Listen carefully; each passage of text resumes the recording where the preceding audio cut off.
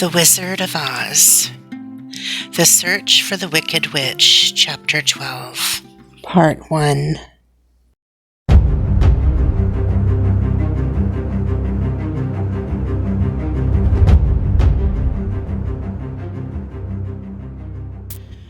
The soldier with the green whiskers led them through the streets of the Emerald City until they reached the room where the guardian of the gates lived.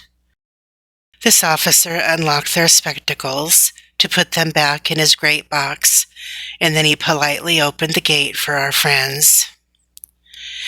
"Which road leads to the Wicked Witch of the West?" asked Dorothy. "There is no road," answered the guardian of the gates. "No one ever wishes to go that way." "How, then, are we to find her?" inquired the girl. "That will be easy," replied the man. "For when she knows you are in the country of the Winkies, she will find you and make you all her slaves." "Perhaps not," said the Scarecrow, "for we mean to destroy her." "Oh, that is different," said the guardian of the gates. "No one has ever destroyed her before, so I naturally thought she would make slaves of you, as she has of all the rest. But take care, for she is wicked and fierce, and may not allow you to destroy her. Keep to the west, where the sun sets, and you cannot fail to find her." They thanked him and bade him goodbye, and turned toward the west, walking over fields of soft grass, dotted here and there with daisies and buttercups. Dorothy still wore the pretty silk dress she had put on in the palace, but now, to her surprise, she found it was no longer green, but pure white.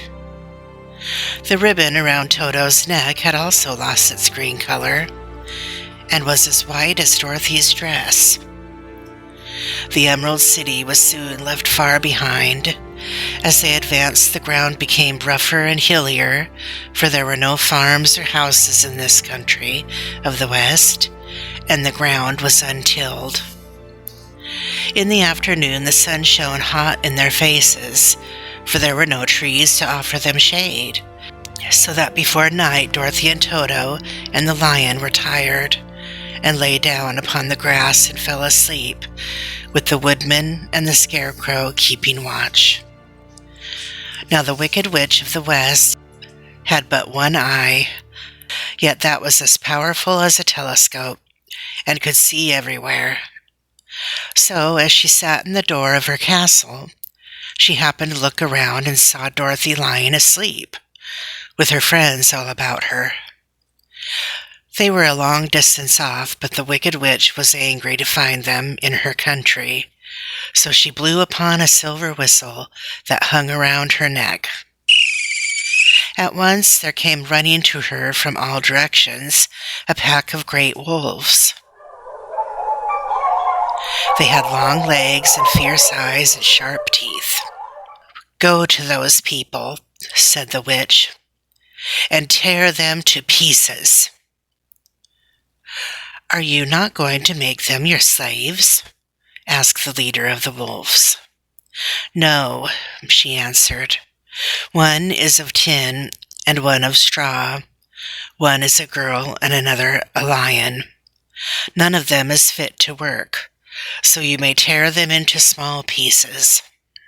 "Very well," said the wolf, and he dashed away at full speed, followed by the others. It was lucky the Scarecrow and the woodman were wide awake and heard the wolves coming. "This is my fight," said the woodman, "so get behind me, and I will meet them as they come."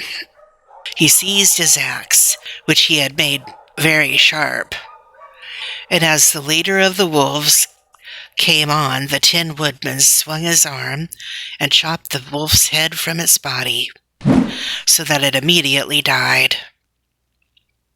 As soon as he could raise his axe, another wolf came up, and he also fell under the sharp edge of the Tin Woodman's weapon.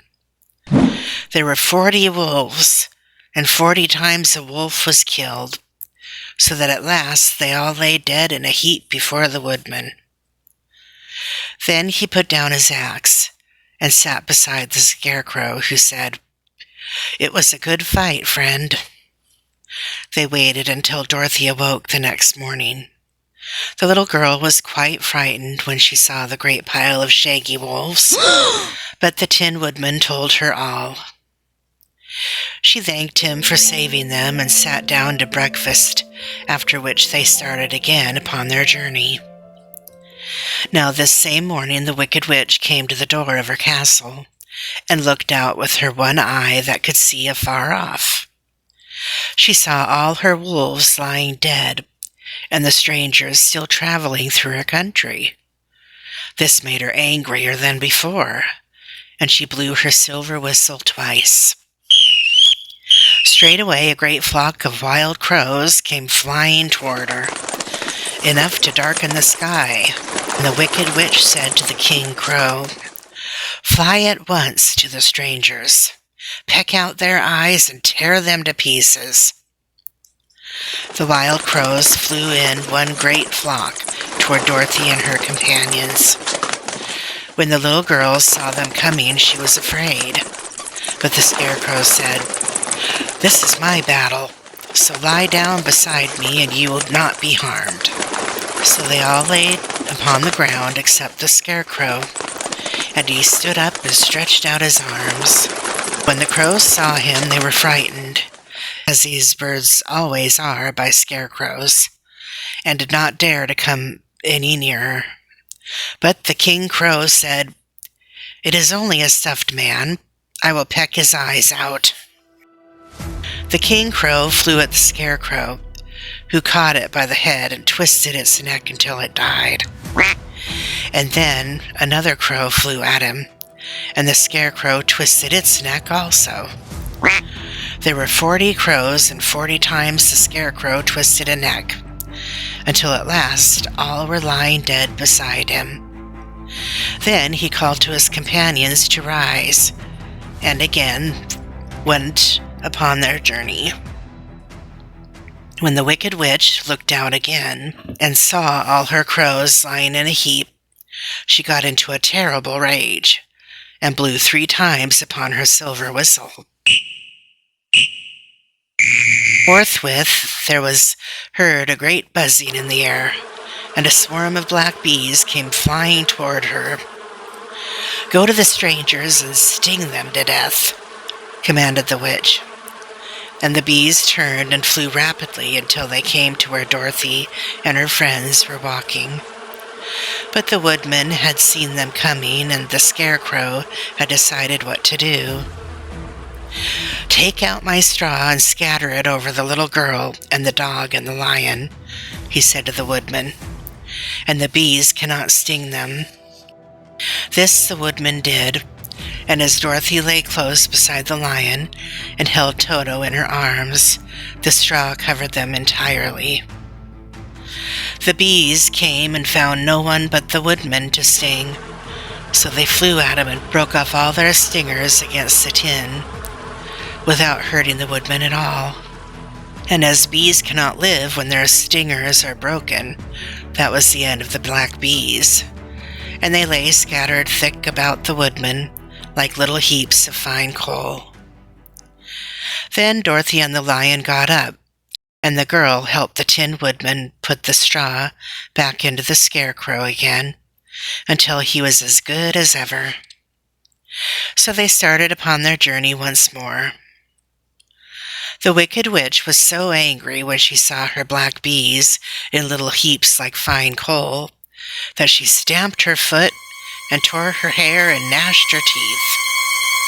And then she called a dozen of her slaves, who were the Winkies, and gave them sharp spears, telling them to go to the strangers and destroy them. The Winkies were not a brave people, but they had to do as they were told, so they marched away until they came near to Dorothy. Then the lion gave a great roar and sprang toward them, and the poor Winkies were so frightened that they ran back as fast as they could. When they returned to the castle, the Wicked Witch beat them well with a strap and sent them back to their work after which she sat down to think what she should do next. She could not understand how all her plans to destroy these strangers had failed, but she was a powerful witch, as well as a wicked one, and she soon made up her mind how to act.